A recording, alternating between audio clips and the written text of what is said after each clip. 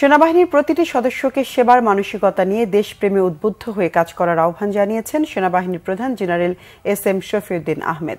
চট্টগ্রামের ভাটিয়ারীতে মিলিটারি একাডেমির প্যারেড গ্রাউন্ডে ৮৬তম বিএমএ দীর্ঘমেয়াদী কোর্সের অফিসার ক্যাডেটদের কমিশন পাওয়া উপলক্ষে রাষ্ট্রপতি কুচকাওয়াজ অনুষ্ঠানে তিনি এ আহ্বান জানান।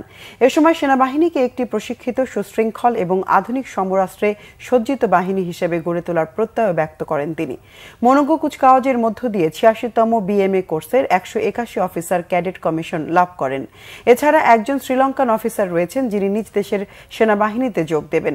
৮৬তম বিএমএ দীর্ঘমেয়াদী কোর্সের সেরা চৌকস ক্যাডেট হিসেবে অসামান্য গৌরবমণ্ডিত সোর্ড অফ অনার এবং সামরিক বিষয় শ্রেষ্ঠত্বের জন্য সেনাবাহিনীর প্রধান স্বর্ণপদক অর্জন করেছেন battalion senior under officer Mohammad Parvez Ahmed Joy. এছাড়া শ্রেষ্ঠ বিদেশি অফিসার ক্যাডেট হিসেবে শ্রীলঙ্কান হেটিয়ারিচি প্রভাত চাকমারা ডি সিলভাকে বাংলাদেশ ইন্ডিয়া ফ্রেন্ডশিপ ট্রফি দেয়া হয়।